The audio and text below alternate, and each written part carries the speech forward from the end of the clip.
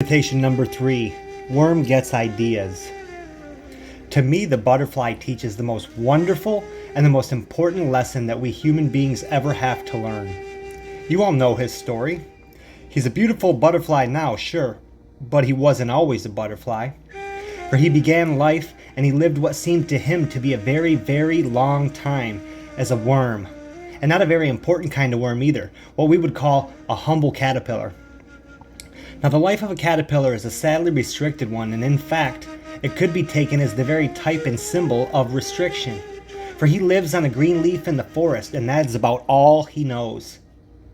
But then one day something miraculous happens. The little caterpillar finds certain strange stirrings going on within himself, and the old green leaf for some reason no longer seems sufficient. He begins to feel dissatisfied. He becomes moody and discontented.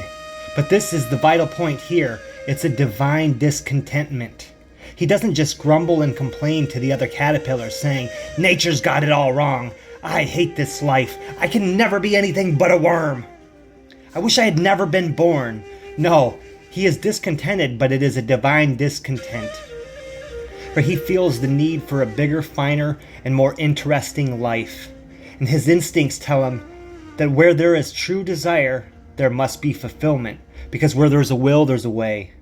And so a wonderful thing happens. Gradually the worm disappears and the butterfly emerges, beautiful and graceful, now endowed with wings. Instead of crawling about on a restricted leaf, he soars right above the trees that he was refined to before, right above the forest itself, free, unrestricted, free to go where he likes and to see the world, to bask in the sun, and in fact be his true self.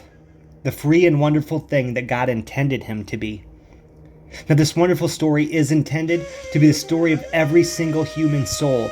It is up to you to develop your wings by the scientific use of creative imagination so that you may fly away to your heart's desire.